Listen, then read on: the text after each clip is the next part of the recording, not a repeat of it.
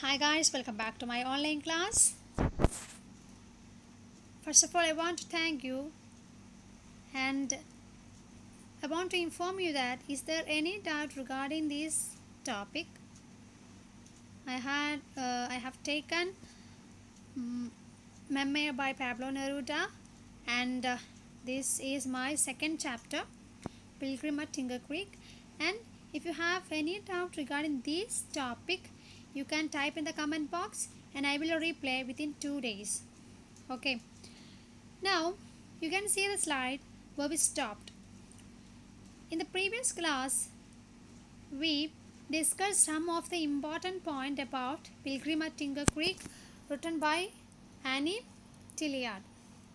So, this is the book written by Annie Tilliard and it is in 1974 and in 1975 it got Pulitzer Prize for General Non-Fiction.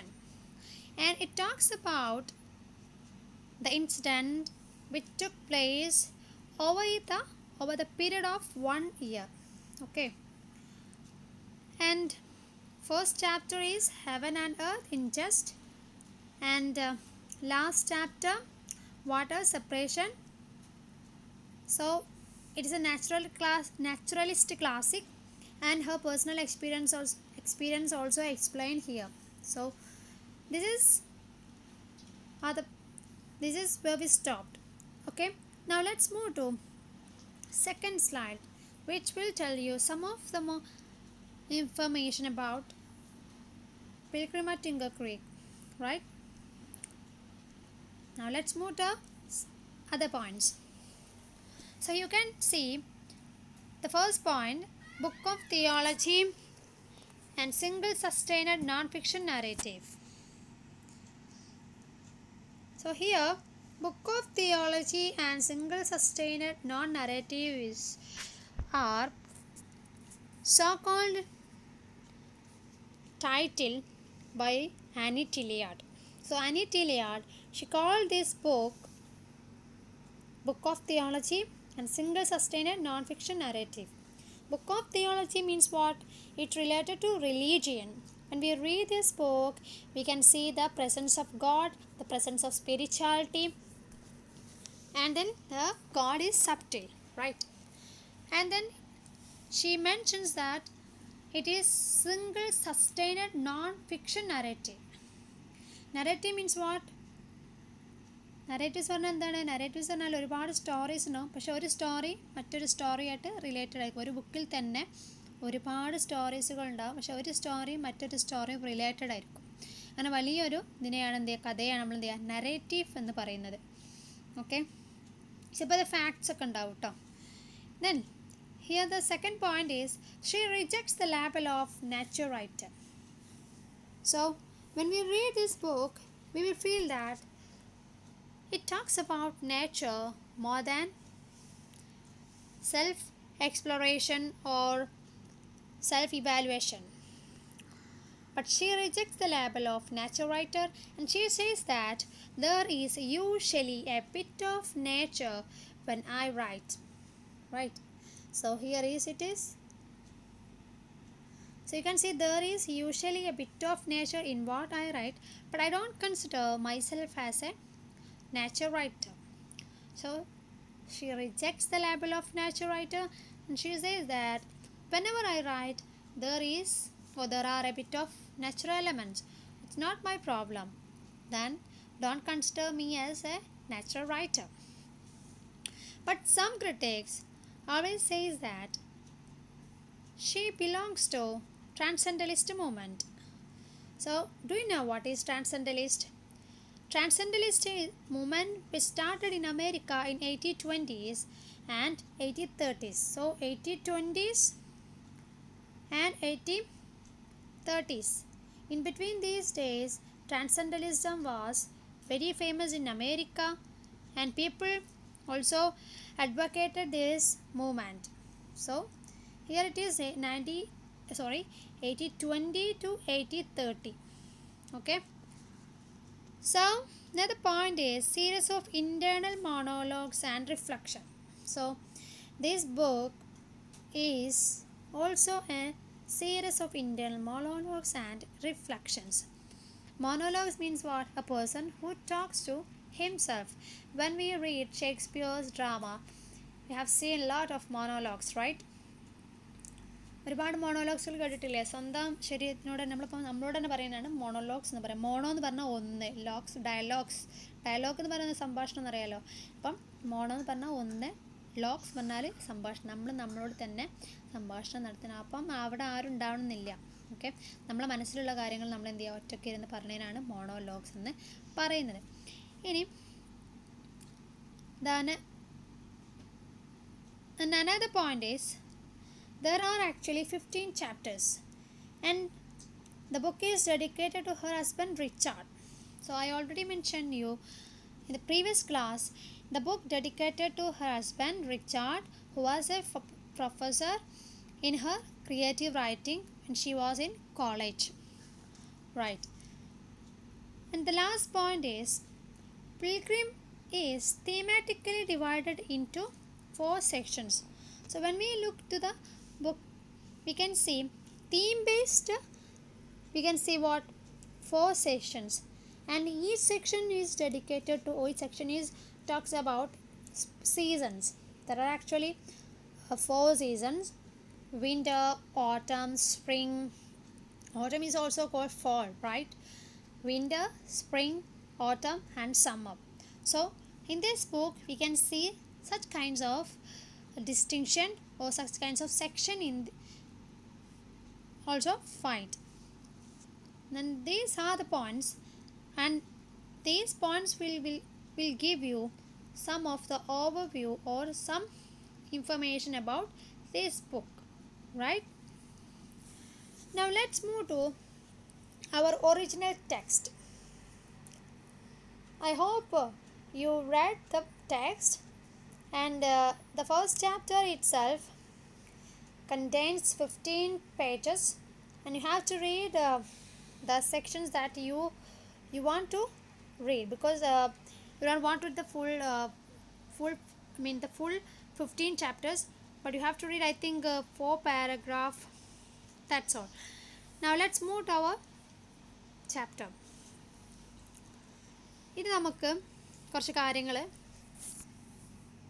എന്തൊക്കെയാണ് ഇതിൽ വരുന്നത് നോക്കാം. അപ്പോൾ ആദ്യമായിട്ട് ഈ class കേൾക്കുന്നവരെല്ലാവരും ശ്രദ്ധിക്കേണ്ടത്, ഈ സെക്ഷൻ നിങ്ങൾ എന്ത് ചെയ്യണം, നെറ്റിൽ വായിക്കണം. പറ്റുമെങ്കിൽ ഫസ്റ്റ് ചാപ്റ്റർ വായിക്കാം. ഫസ്റ്റ് ചാപ്റ്റർ തുടങ്ങുന്നത് തന്നെ ടോം കാറ്റ് എന്ന് പറയുന്ന ഒരു പൂച്ചയുടെ കഥ വെച്ചിട്ടാണ് തുടങ്ങുന്നത്. ആ ചാപ്റ്ററിൽ തന്നെ കുറച്ച് കഴിയുമ്പോഴാണ് ഈ സെക്ഷൻ വരുന്നത്. അപ്പം ടോം കാറ്റിൻ്റെ കൂടെയുള്ള ഉറക്കവും പിന്നെ അതിലൊരു ട്വിസ്റ്റഡ് സ്ലീപ്പിംഗ് ഒക്കെ പറയുന്നുണ്ട്. ഞാനത് വായിക്കുമ്പോൾ എനിക്ക് തോന്നി ട്വിസ്റ്റഡ് സ്ലീപ്പിംഗ് ആണ് നമ്മളിപ്പം ഉമ്മയുടെ വയറ്റിലൊക്കെ കിടക്കൽ നമ്മളെന്താ ട്വിസ്റ്റഡ് ആയിട്ടാണല്ലേ, ചെരിഞ്ഞ് വളഞ്ഞൊക്കെയിട്ടുള്ള കിടക്കൽ. അപ്പോൾ അതിനൊക്കെ ആയിട്ട് കമ്പയർ ആണ്. പിന്നെ ഇവരുടെ എഴുത്തിൻ്റെ ഒരു പ്രത്യേകത എന്ന് പറയുന്നത് ഒരുപാട് മെറ്റഫേഴ്സ് യൂസ് ചെയ്യേണ്ടി വരും. അപ്പം അത് നമ്മൾ മനസ്സിലാക്കണം. അപ്പം ഇത് നമുക്ക് പറയാം. അപ്പം ഈ കഥ തുടങ്ങുന്നത് A couple of summers ago. അപ്പോൾ കുറച്ച് സമ്മർ തുടങ്ങുന്നതിന് തൊട്ട് മുമ്പാണ് കേട്ടോ. പക്ഷേ സമ്മേഴ്സിൻ്റെ ഒരു സീസൺ വരുന്നതേ ഉള്ളൂ. ഓക്കെ, ദെൻ നരേറ്റർ എന്താണ് ഇവിടെ? നരേറ്റർ ഒരു ഐലാൻഡ് ഉണ്ട്. ആ ഐലാൻഡിൻ്റെ അടുത്ത് കൂടെ, അതിൻ്റെ ചെരുവിലൂടെ അരികത്ത് കൂടെ നടന്ന് പോവുകയാണ്. അപ്പം എന്തെങ്കിലുമൊക്കെ കാണാൻ കിട്ടുമോ, അല്ലെങ്കിൽ എന്താണ്, അപ്പം അവരവിടെ ജീവിക്കുന്നതിനാണ്. പുതിയ പുതിയ കാഴ്ചകളൊക്കെ എന്തോ ഉണ്ടോ സെർച്ച് ചെയ്യാൻ വേണ്ടിയിട്ട് എന്നും ഇറങ്ങാറുണ്ട്. അങ്ങനെ ഒരു ദിവസം ഇദ്ദേഹം ഇറങ്ങുമ്പോഴാണ് കുറേ ഫ്രോക്സുകളുണ്ട്. ഈ ഫ്രോക്സുകൾ നമുക്കറിയാം, ഫ്രോക്സുകൾ പഴയ കാലത്ത് ഈ ഫാരി ടെയിൽസിലൊക്കെ യൂസ് ചെയ്തിട്ടുണ്ടല്ലോ അല്ലേ. പറയാ ഫ്രോക്ക് പ്രിൻസൊക്കെ നമ്മൾ കേട്ടിട്ടുണ്ട്. അപ്പം ഫ്രോക്സ് സത്യത്തിലും ഒരു മിത്തിലൊക്കെ യൂസ് ചെയ്യുന്ന ഒരു അനിമലാണ്. അനിമൽ എന്ന് പറഞ്ഞാൽ ആംഫീബിയൻ എന്നാണ് പറയുക. ആംഫീബിയൻ എന്ന് പറഞ്ഞാൽ എന്താണ്? ആംഫീബിയൻ പറഞ്ഞാൽ വെള്ളത്തിലും ലാൻഡിലും ഒരുപോലെ ജീവിക്കാൻ കഴിവുള്ള ആനിമൽസിനാണ് നമ്മൾ ആംഫീബിയൻ പറയുക. ഫോർ എക്സാമ്പിൾ ഫ്രോഗ് ഒരു എക്സാമ്പിളാണ്. അതുപോലെ തന്നെ ആമയൊക്കെ എന്താണ്? ആംഫീബിയനാണ്. അപ്പോൾ ഈ ഒരുപാട് ഫ്രോഗിനെ കാണുന്നുണ്ട്. ഇതേപ്പോൾ നമ്മൾക്ക് പൊതുവെ എന്താണ് ഫ്രോഗിനെ കാണുമ്പോൾ ഒരു അറപ്പാണല്ലേ തോന്നൽ. അപ്പം ഇദ്ദേഹത്തിന് അങ്ങനെയല്ല. ഈ നമ്മളെ ഈ നരേറ്റർ ഇവിടെ ലേഡിയാണ് കേട്ടോ. അപ്പം ഈ ഇവർക്ക് എന്താണ് ഇതത്ര എന്താണ് വെറുപ്പുളവാക്കുന്ന ഒരു ഇതായിരുന്നില്ല. അമ്യൂസ്മെൻ്റ് ആണ് നൽകിയത്. അമ്യൂസ്മെൻ്റ് ആണ് എന്താണ് നമുക്കെന്താ ഒരു രസമായിട്ട് തോന്നുന്ന ഒരു ഇതുണ്ടാവുമല്ലോ, അതാണ് ഇവർക്ക് ഫ്രോഗ്സിനൊക്കെ കണ്ടപ്പോൾ. ഒരുപാട് ഫ്രോഗ്സ് ഉണ്ട്. നമ്മൾ ഫ്രോഗ്സൊക്കെ പൊതുവേ എന്താണ് ഈ ലോട്ടസിൻ്റെ ലീവ്സൊക്കെ ഉണ്ട്, അതുപോലെ ചാടിയൊക്കെ അങ്ങോട്ട് ചാടി വെള്ളത്തിൽ അങ്ങോട്ട് ചാടുക അല്ലേ. അങ്ങനെ ഒരുപാട് നല്ല നല്ല കാര്യങ്ങൾ ചെയ്യുന്ന ആരാണ് ഈ ഫ്രോഗ്സുകൾ. അപ്പോൾ ഇവർ ഫ്രോഗ്സിന് എന്ത് ചെയ്തു, ഒബ്സേർവ് ചെയ്യാൻ തുടങ്ങി. അങ്ങനെ ഫ്രോഗ്സിനെ ഒബ്സേർവ് ചെയ്യുന്ന സമയത്താണ് പെട്ടെന്ന് എന്ത് ചെയ്യുന്നത്, ഒരു ചെറിയൊരു ഫ്രോഗ് ഉണ്ട്. ഈ ചെറിയൊരു ഫ്രോഗ് എന്താ സംഭവിക്കുന്നത്, പെട്ടെന്ന് ആദ്യം നല്ലൊരു ഉഷാറൊക്കെ ഉണ്ടായിട്ട് ഫ്രോഗിന് പെട്ടെന്ന് അതിൻ്റെ എന്തായിരുന്നു ഡൾ ഐസായി മാറി. അതായത് ഐസൊക്കെ എന്തൊരു വിഷണ്ണത ഉള്ളതായി. ഒരു സ്മോൾ ഫ്രോഗാണ് കേട്ടോ, ചെറിയൊരു സ്മോൾ ഫ്രോഗാണ്. പിന്നെ ക്രംബിൾഡ് എന്ന് പറഞ്ഞാൽ എന്ത് ചെയ്തു, അത് ചുരുങ്ങൽ തുടങ്ങി. പിന്നെ അതെന്ത് ചെയ്തു, വെള്ളത്തിലേക്ക് ഇങ്ങനെ ഫുള്ള്. അത് ആദ്യം നിന്നിരുന്നത് ഹാഫ് ഇൻ വാട്ടറും half out of the water ആയിരുന്നു. അപ്പം ഇങ്ങനെ പെട്ടെന്ന് ഇങ്ങനെ സംഭവിച്ചപ്പോൾ എന്ത് ചെയ്തു, നമ്മളെ ഈ നരേറ്റർ എന്ത് ചെയ്തു, അടുത്തേക്ക് പോയി 4 ഫീറ്റ് അകലത്ത് നിന്നാണ് എന്ത് ചെയ്യുന്നത്, പിന്നെ ഈ കാര്യങ്ങൾ വീക്ഷിക്കുന്നത്. അപ്പോൾ വീക്ഷിച്ചപ്പം പെട്ടെന്ന് ഇവർക്ക് എന്താ മനസ്സിലായില്ല.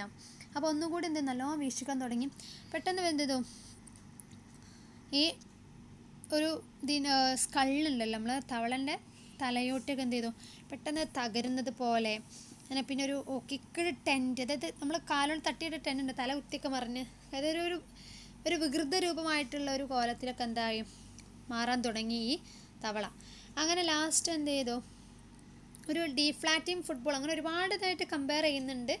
അപ്പം ഈ കമ്പാരിസണിലൂടെ ഒക്കെ കാണിക്കുന്നത് എന്താണ്, ആ ഫ്രോഗിൻ്റെ ഒരു സഫറിങ്സ് ആണ് കാണിക്കുന്നത്. എത്രത്തോളം ആ ഫ്രോഗ് സഫർ ചെയ്യുന്നുണ്ട്, എങ്ങനെയായിരുന്നു ആ സിറ്റുവേഷൻ എന്നൊക്കെയാണ് ഇത്രയും വേർഡ്സുകൾ ഉപയോഗിച്ചിട്ട് ഫ്രോഗിനെ കുറിച്ച്, ആ ചെറിയൊരു ഫ്രോഗിൻ്റെ കാര്യം ഈ നരേറ്റർ ഇവിടെ നമുക്ക് പറഞ്ഞു തരുന്നത്. അങ്ങനെ ലാസ്റ്റ് എന്ത് ചെയ്തു, ഈ ഇതൊക്കെ കഴിഞ്ഞു എന്ത് ചെയ്തു, ഈ ഫ്ലോട്ട് ചെയ്യുന്നുണ്ട്. ഈ ഫ്രോഗ്സ് എന്ത് ചെയ്യുന്നു, വെള്ളത്തിന് മുകളിലൂടെ അങ്ങനെ ഫ്ലോട്ട് ചെയ്യുന്നുണ്ട്. അപ്പം ഇങ്ങനെ ഒരു സംഭവം കണ്ടപ്പം പെട്ടെന്ന് നരേറ്റർ എന്തായി, സ്റ്റക്കായി, ഒന്നും മിണ്ടാത്ത പോലെ, ഒന്നും പറയാനില്ലാത്ത. എന്നിട്ട് നമ്മളിപ്പോൾ ഈ ഡെത്ത് നമ്മളെ കൺമുമ്പിൽ കാണുമ്പോൾ നമുക്കൊരു പേടിയാണല്ലോ അല്ലേ.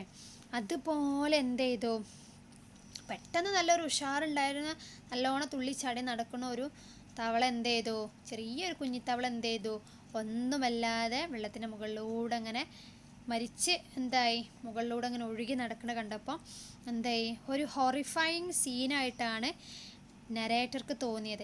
അപ്പോൾ ഈ ഒരു കാര്യമാണ് ഈ ഒരു പാരഗ്രാഫിലൂടെ നമുക്ക് ഇവർ പറഞ്ഞു തരുന്നത്. അപ്പം ഇത് ലാസ്റ്റ് എന്ത് ചെയ്യുന്നുണ്ട്, ഈ ഫ്രോഗിൻ്റെ സ്കിൻ എന്ത് ചെയ്യുന്നുണ്ട്, വെള്ളത്തിലേക്ക് താന്ന് പോവാണ് കേട്ടോ. സ്കിന്ന് മാത്രമേ ഉള്ളൂ. അപ്പോൾ ഇനി എന്താണ് ഈ ഫ്രോഗിന് സംഭവിക്കുന്നത്, നമുക്ക് വെള്ളത്തിൽ സംഭവിക്കുന്ന കാര്യങ്ങൾ ചിലപ്പോൾ നമുക്ക് എന്ത് ചെയ്യാം അറിഞ്ഞോളണമെന്നില്ല. അപ്പം അതുപോലെ തന്നെ ഇവിടെ ഒരു എന്താ പറയുക, ഫ്രോഗ്സിനെ ഇവർ സിമ്പിൾ ഇടാൻ കാരണം ഒരുപാട് നമുക്കറിയാം. ഫ്രോഗ്സ് എന്ന ഫെർട്ടിലിറ്റി, ഹാർമണി, ലൈസൻഷ്യസ്നെസ്, അതായത് ഇങ്ങനത്തെ ഒരുപാട്, അതായത് ലൈസൻഷ്യസ്നെസ് എന്നാണ് ഉദ്ദേശിച്ചത്. അപ്പം ഇങ്ങനത്തെ ഒരുപാട് തന്നിഷ്ടത്തിൽ നിന്നാണ് പറയട്ടെ ലൈസൻഷ്യസ്നെസ് എന്ന് പറയുന്നത്.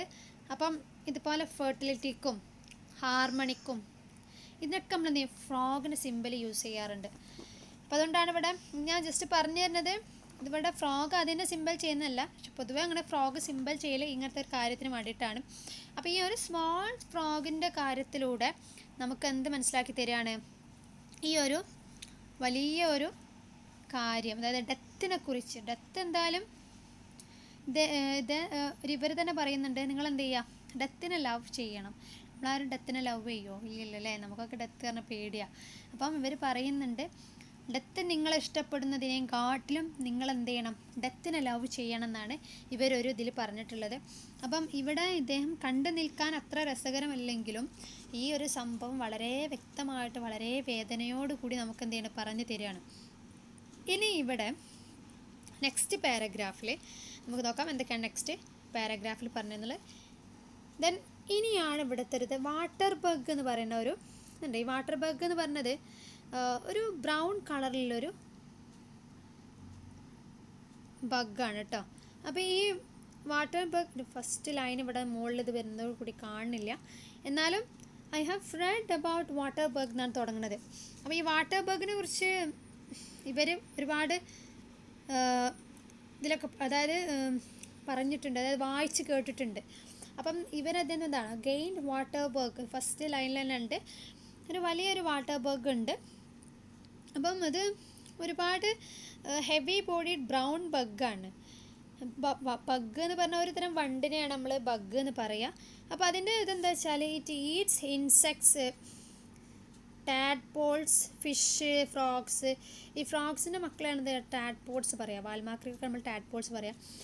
അങ്ങനത്തെ ഇവരൊക്കെ തിന്നുന്ന പണിയാണ് ആർക്ക്, ഇൻസെക്ട്സ് ആയിട്ടുള്ള ആൾക്കാരൊക്കെ തിന്നുന്ന പണിയാണ് നമ്മളെ വാട്ടർ ബഗ്ഗിന്. അപ്പോൾ ഈ വെള്ളത്തിൽ സംഭവിച്ച കാര്യം പെട്ടെന്ന് ഈ തവളക്ക് എന്ത് സംഭവിച്ചപ്പോൾ ഇവർ പറയുന്ന കാര്യമാണ് വാട്ടർ ബഗ് ഉണ്ട്. അപ്പോൾ ഈ വാട്ടർ ബഗ് എന്ത് ചെയ്യും, വാട്ടർ ബഗിൻ്റെ പ്രത്യേകത എന്താണ്, ഈ വാട്ടർ ബഗിന് പെട്ടെന്ന് ഒരാളെ പാരലൈസ് ചെയ്യാൻ കഴിയും. അതായത് പാരലൈസ് ചെയ്യാൻ അയാൾക്കൊന്നും ഇളകാൻ പറ്റാത്ത, കാരണം ഒരു ദ്രവമുണ്ട്. ഈ ദ്രവം ഒരു നല്ലൊരു കടി കടിക്കും ഈ വാട്ടർ ബഗ്. ആ കടിക്കുന്നതോട് കൂടി ദ്രവം നമ്മളെ മേലിലേക്ക് ചെന്ന് നമ്മളെന്ത് ചെയ്യണം, പാരലൈസ് ചെയ്യണം. അപ്പോൾ നമുക്ക് മൂവ് ചെയ്യാനൊന്നും കഴിയൂല. അപ്പോൾ ഇങ്ങനെ ഈ വാട്ടർ ബഗ് ഇങ്ങനെ ചെയ്തതാവാം, അതുകൊണ്ടായിരിക്കും ആ തവളക്കുഞ്ഞിന് മൂവ് ചെയ്യാൻ കഴിയാതെ അവിടെ എന്ത് ചെയ്തു, അതെൻ്റെ ഈ എന്തായി മാറിയത്, മരിച്ചു പോയത്. വേറൊരു കാര്യം കൂടെ ഉണ്ട്, ഇത് എന്താണ് നല്ലൊരു പോയിസണാണ് കേട്ടോ. ഈ പോയിസൺ ആകുന്നതോട് കൂടി എന്താണ് മേല് പാരലൈസ് ആവുക മാത്രമല്ല നമ്മൾ മസിൽസ്, ബോൺസ്, ഓർഗൻസ് എല്ലാം എന്ത് ചെയ്യും, സ്കിന്ന് മാത്രം ആവില്ല കേട്ടോ. സ്കിന്ന് മാത്രം എന്താവില്ല, ബാക്കിയൊക്കെ എന്താ സക്ക് ചെയ്യാൻ ഓമ്പി കുടിക്കുക കേട്ടോ. കുടിച്ചിട്ട് ജ്യൂസ് പോലെ അങ്ങോട്ട് ആക്കും നമ്മളെ. അപ്പോൾ ഈ ഇൻസെക്റ്റിനെ എന്ത് ചെയ്യും, ജ്യൂസ് പോലെ ആക്കിയിട്ട് അതിൻ്റെ സ്കിന്ന് മാത്രം അവിടെ ബാക്കിയാവുമെന്നാണ് ഈ ഒരു ഇതിൽ പറയുന്നത്. അപ്പോൾ ഇത് എവിടെയൊക്കെയാണ് കാണാമെന്ന് ഇദ്ദേഹം പറയുന്നുണ്ട്, ഫ്രഷ് വാം വാട്ടറിലൊക്കെയാണ്, അത് ഫ്രഷ് വാട്ടറിലൊക്കെയാണ് ഇത് കാണുന്നത്. അപ്പം ഇത് ക്വയറ്റ് ആയിട്ടുള്ളൊരു, അതായത് നമ്മളിപ്പോൾ സാധാ പോലെ നോർമൽ ആയിട്ടുള്ളൊരു കോമൺ ആയിട്ടുള്ള ഒരു കാര്യം തന്നെയാണ്. അപ്പോൾ അതിൽ വലിയതൊന്നുമില്ല. പിന്നെ ഇവർ പറയുന്നുണ്ട്,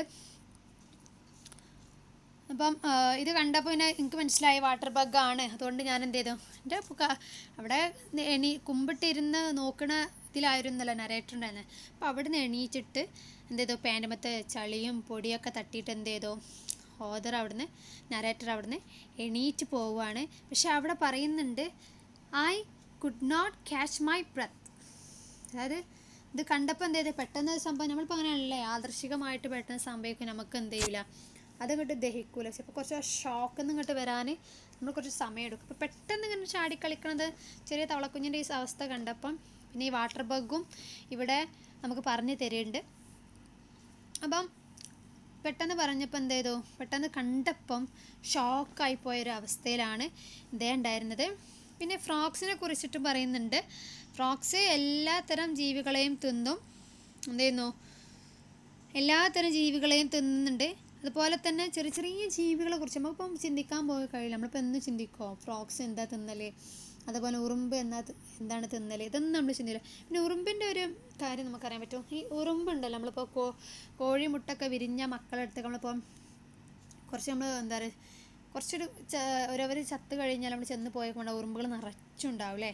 ആ നിറയെയുള്ള ഉറുമ്പുകൾ എന്ത് ചെയ്യും, അവർ അതിൽ നിന്നാണ് സ്പ്രിങ് സീസണിലൊക്കെ എന്താണ് അവർ ഇവിടെ പറയണ്ടേ, hands do not even have to catch their പ്രേ.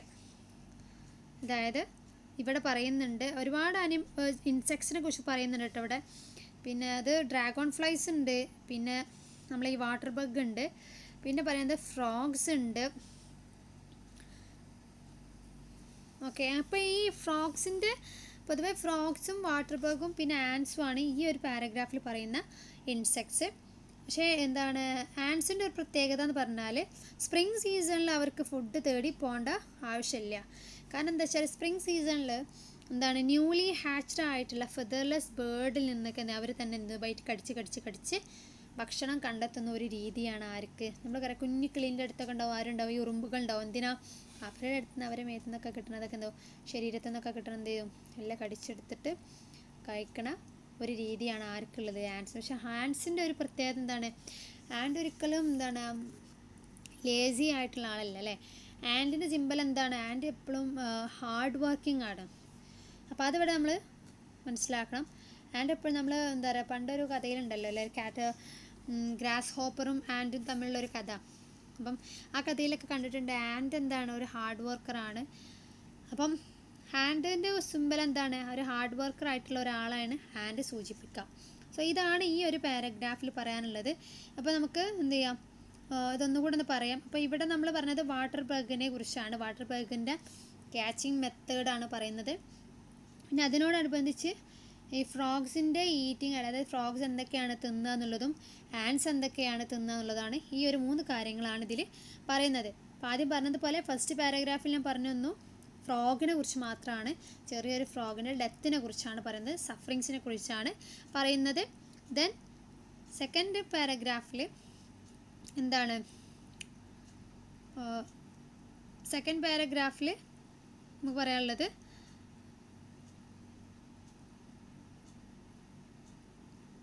ആൻസിനെ കുറിച്ചും വാട്ടർ ബഗിനെ കുറിച്ചും ഒക്കെയാണ് പറയുന്നത്. പിന്നെ അതുപോലെ വേറൊരു കാര്യം കൂടെ ഞാൻ പറയാൻ മറന്നു പോയതാണ് കേട്ടോ ഇവിടെ. എന്താ വെച്ചാൽ കാർണിവോറസ് നിങ്ങൾ കേട്ടിട്ടുണ്ടോ? കാർണിവോറസ് എന്താണ്? നമുക്കറിയാം കാർണിവോറസ്, ഹെർബിവോസ്, ഒംനിവോസ് അല്ലേ. മനുഷ്യൻ ഒംനിവോസ് ആണ്. മനുഷ്യൻ എന്താണ് ഒംനിവോസ് ആകാൻ കാരണം? കാർണിവോസും ഒംനിവോസും ഹെർബിവോസും നമ്മൾ വ്യത്യാസം എന്താ അറിയാൻ പറ്റുമോ? കാർണിവോസ് പറഞ്ഞാൽ ഇവിടെ എനിക്ക് സ്പെല്ലിങ് കാണിച്ചു തരാം. കാർണിവോറസിൻ്റെ സ്പെല്ലിങ്, സോറി പേജ് ഷിഫ്റ്റ് ചെയ്ത് പോയിട്ടുണ്ട് കേട്ടോ, ഞാൻ ജസ്റ്റ് ഒന്ന് മാറ്റിത്തരാം. ഇതാണ് നമുക്ക് ഇവിടെ നിങ്ങൾ കണ്ടില്ലേ കാർണിവോസ് എന്നുള്ളത്. കാർണിവോസ് പറഞ്ഞാൽ മാംസം മാത്രം തിന്നുന്നവയാണ് കാർണിവോസ് എന്ന് പറയുക. എന്നാൽ ഹെർബിവോസ് പറഞ്ഞാൽ സസ്യങ്ങൾ കഴിക്കുന്ന ഐറ്റങ്ങളെയാണ്, അനിമൽസിനെയാണ് നമ്മൾ എന്ത് ചെയ്യുക, ഹെർബിവോസ് ആണ്. പക്ഷേ മനുഷ്യനെ സംബന്ധിച്ചിടത്തോളം മനുഷ്യൻ സസ്യങ്ങൾ, അതായത് ഇലക്കറികളും കഴിക്കാറുണ്ട്, മാംസാഹാരങ്ങളും കഴിക്കാറുണ്ട്. അതുകൊണ്ട് ഒംനിവോസിലാണ് മനുഷ്യൻ പെടുന്നത്. അപ്പോൾ ഇവിടെ എന്താ പറയുക, കാർണിവോസ് ആയിട്ടുള്ള അനിമൽസ് അവരെ തീറ്റ തേടുന്നതും, ചിലപ്പോൾ അവർ തീറ്റ തേടി എന്ത് ചെയ്യും, അവരെ കൈയോടൊക്കെ പിടിച്ച് വെച്ചിട്ട് എന്ത് ചെയ്യും, കുറച്ച് ഭാഗം അവർ തിന്നും, ബാക്കിയുള്ള ഭാഗം എന്ത് ചെയ്യും, ആ ബോഡി നിന്ന് ബാക്കി, ഇപ്പോൾ മാനിനൊക്കെ പിടിച്ചാൽ ആ കുറച്ച് ഭാഗം അവർ തിന്നാണ്ട് ബാക്കി ഇട്ട് പോകും. കാരണം അവരെ വിശപ്പടങ്ങി എന്ത് ചെയ്തു, അവർ പോയി, അത്ര ആവശ്യമുള്ളൂ. പിന്നെ വേറെ പ്രത്യേകത ആണ് അത്, വിശപ്പ് അടങ്ങിക്കഴിഞ്ഞാൽ പിന്നെ ഓവറായിട്ട് ആരും കഴിക്കൂല അല്ലേ. നമ്മളൊക്കെ അങ്ങനെ, മനുഷ്യന്മാരൊക്കെ അങ്ങനെ തന്നെയാണ്. എന്താണ്, വിശപ്പിൻ്റെ ഒരു, നമ്മളെ വയറ് നിറഞ്ഞെന്ന് കണ്ടാൽ പിന്നെ നമ്മളെന്ത് ചെയ്യില്ല, ഓവറായിട്ട് ഒരിക്കലും കഴിയില്ല. അതുപോലെയാണ് ഇവിടെയും കാർണിവോറസ് ആയിട്ടുള്ള അനിമൽസ് എന്ത് ചെയ്യുക, അവർ അവരുടെ പ്രേനൊക്കെ പിടിച്ച് അവർ എന്ത് ചെയ്യും, ഭക്ഷണം കഴിക്കും. പക്ഷേ ബാക്കി വരുന്നതൊക്കെ അവിടെ ഇട്ടു, ബാക്കി പിന്നെ വേറെ ആരെങ്കിലുമൊക്കെ ഇരുന്നോ, വേറെ ഏത് അനിമൽസ് വന്ന് ഇതേപോലെ കാർണിവോറസ് വന്ന അനിമൽസ് വന്നിട്ട് തിന്ന് പോവുകയാണ് ചെയ്യുന്നത്. അപ്പം ഇതാണ് ഇവിടെ പറയുന്നത്. ഇനി ലാസ്റ്റ് പാരഗ്രാഫിൽ നമുക്ക് പറയാനുള്ളത്, ലാസ്റ്റ് പാരഗ്രാഫിൽ വളരെ രസകരമായിട്ടുള്ള അടുത്തൊരു തോട്ടും കൂടിയായിട്ട് വരുന്നത് കേട്ടോ. നമുക്കറിയാം ഈ ഒരു സർവൈവൽ ഓഫ് ദ ഫിറ്റസ്റ്റ് ഉണ്ടല്ലോ, അത് വളരെയേറെ ഒന്ന് ആപ്ലിക്കബിളാണ് ഇവിടെ ഈ ഒരു ഭാഗത്ത്. അതായത് ഫ്രോഗിനെ തിന്നുന്നത് എന്താണ്, ഗെയിൻഡ് വാട്ടർ ബഗിന് എന്താണ്, വിശപ്പുള്ളതുകൊണ്ടാണ്. അപ്പോൾ ഈ ഫ്രോഗ് ചെറിയ ചെറിയ ഇൻസെക്ട്സ് എന്നുള്ള ഫ്രോഗിൻ്റെ വിശപ്പടക്കാനാണ്. അപ്പോൾ അത് സർവൈവൽ ഓഫ് ദ ഫിറ്റസ്റ്റ് എന്നുള്ള ചാൾസ് ഡാർവിൻ്റെ തിയറിയും ഇവിടെ എന്ത് ചെയ്യുന്നുണ്ട്, പറയുന്നുണ്ട്. പക്ഷെ ഇതിലില്ല, പക്ഷെ ഇതിൻ്റെ മറ്റു ഭാഗത്തുകൾ ഇതിനെക്കുറിച്ച് പറയുന്നുണ്ട്. അപ്പം അതും കൂടെ ഇതിൽ ആഡ് ചെയ്താൽ അതൊരു നല്ലൊരു പോയിൻ്റ് ആയിരിക്കും. അപ്പം ഇത്രയാണ് ഈ പാരഗ്രാഫിൽ പറയാനുള്ളത്. നമുക്ക് എന്ത് ചെയ്യാം, ഇവിടെ സ്റ്റോപ്പ് ചെയ്യാം. നെക്സ്റ്റ് ക്ലാസ്സിൽ നമുക്ക് എന്ത് ചെയ്യാം, ഇതിൻ്റെ കുറച്ച് ഇപ്പോൾ ക്വസ്റ്റ്യൻസും ഉണ്ട്. അപ്പോൾ ഒരു ചെറിയ സ്മോൾ പാരഗ്രാഫും കൂടെ ഉണ്ട്.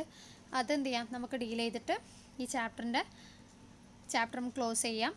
സോ ഈ ഭാഗത്തുനിന്ന് നിങ്ങൾക്ക് എന്തെങ്കിലും ഡൗട്ട് ഉണ്ടെങ്കിൽ, if you feel any doubts regarding this chapter or this part, you can type in the comment box. And thank you for watching my video.